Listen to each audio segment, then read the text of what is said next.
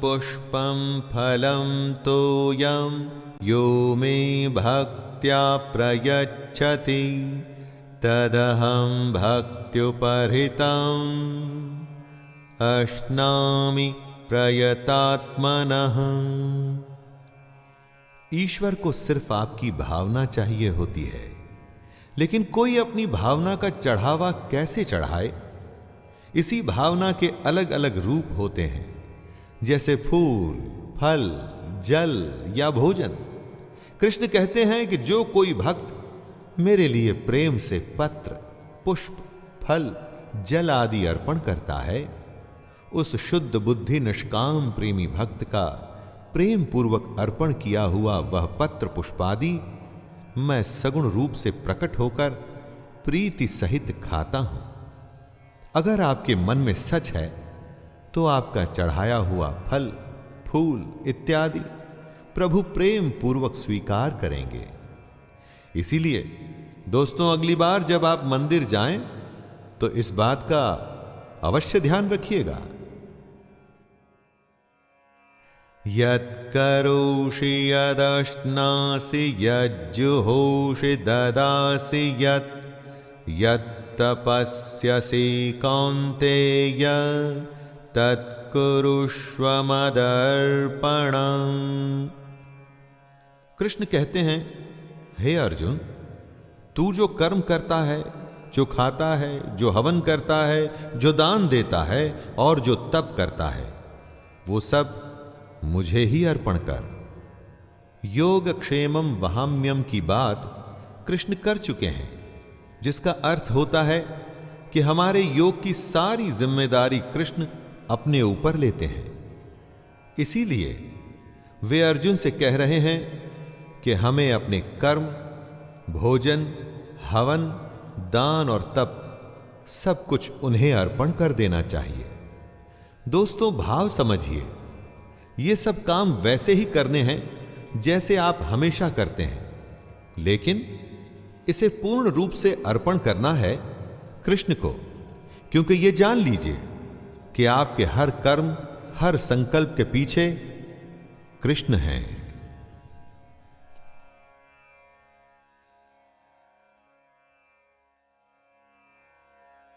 शुभाशुभ फलैरेवं मोक्ष्यसे कर्मबन्धनैः सन्न्यासयोगमुक्तात्मा विमुक्तो मामुपैष्यसि।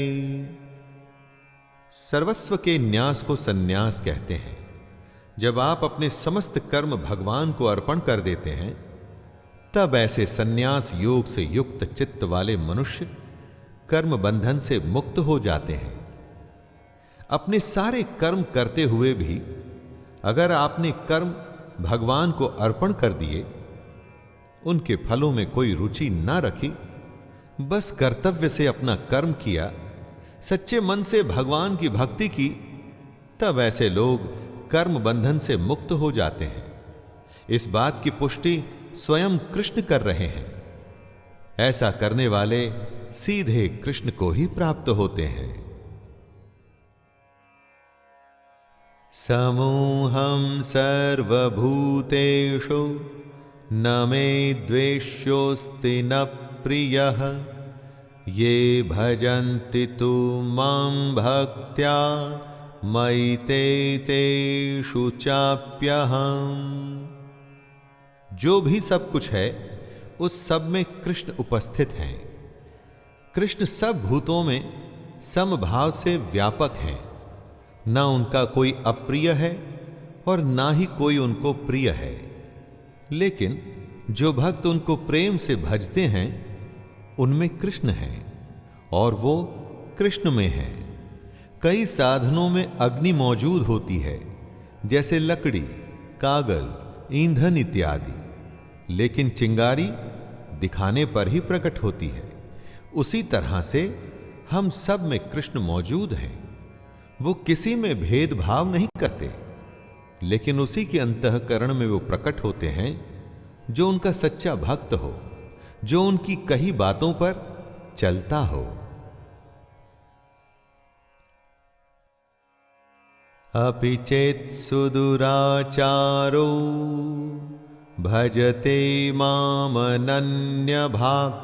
साधुरेव स मन्तव्यः सम्मग्गव्यवसितो हि सः।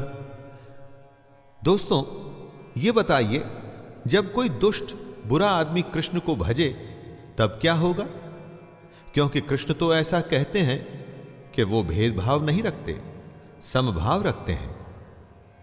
जी हां, इसी के बारे में कृष्ण कहते हैं कि यदि कोई अतिशय दुराचारी भी अनन्य भाव से मेरा भक्त होकर मुझको भजता है तो वो साधु ही मानने योग्य है। दोस्तों, कोई डाकू विलन भी अगर कृष्ण को भज रहा है तो उसे भी साधु ही मानना पड़ेगा। और इसकी वजह है कि वो बुरा आदमी भजते हुए यथार्थ निश्चय वाला है, अर्थात उसने भली भांति निश्चय कर लिया है कि परमेश्वर के भजन के समान अन्य कुछ भी नहीं है। क्षिप्रं भवति धर्मात्मा स्वच्छान्तिं निगच्छति कौन्तेय प्रतिजानीहि न मे भक्तः प्रणश्यति।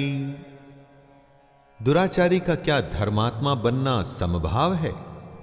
एकदम सच्चे मन से भगवान के कहे चलने पर कुछ भी संभव है। निश्चय करके जो अपने मन को अपने कर्म और उसकी भक्ति में लगा देता है वो सीधे भगवान को ही प्राप्त होता है। दोस्तों, रामायण महाभारत में कितने ही दुराचारी थे जिन्होंने भगवान का स्मरण कर तपस्या कर उनसे वर हासिल किए थे। भगवान ने कभी उनसे भेदभाव नहीं किया। कृष्ण कहते हैं, हे अर्जुन, तू निश्चय पूर्वक सत्य जान कि मेरा भक्त नष्ट नहीं होता। तो दोस्तों, जब दुराचारी की गाड़ी चल जाती है तो क्या हमारा कल्याण नहीं होगा?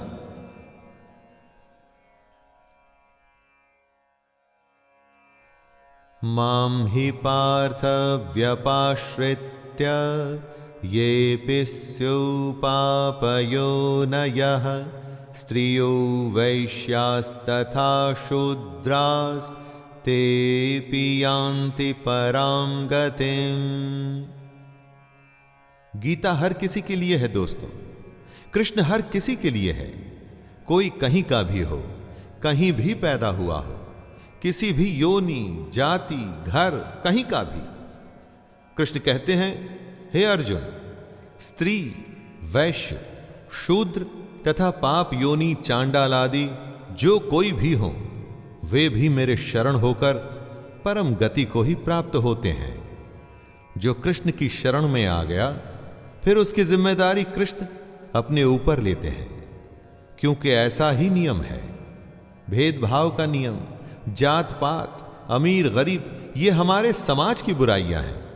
भगवान के दरबार में सब नियम से चलता है, चाहे वो कोई इंसान हो या स्वयं भगवान ही क्यों न हो। किं पुनर्ब्राह्मणः पुण्या भक्ता राजर्षयस्तथा अनित्यं सुखं लोकमिमं प्राप्य भजस्व माम्।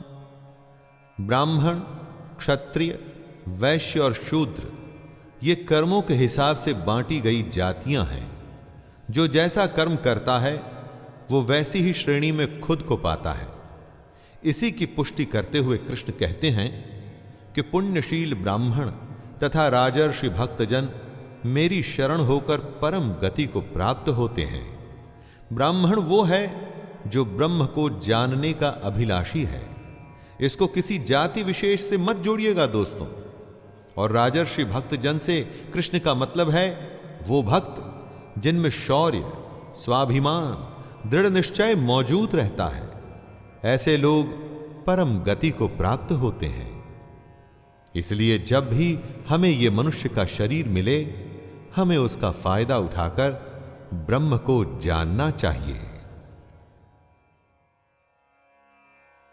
मन्मना भव मद्भक्तो मद्याजी मां नमस्कुरु मामे वैश्यसि युक्त्वैवम् आत्मानं मत्परायणः। कृष्ण अर्जुन से कहते हैं कि अर्जुन, तू मुझ में मन वाला हो, मेरा भक्त बन, मेरा पूजन करने वाला हो, मुझको प्रणाम कर।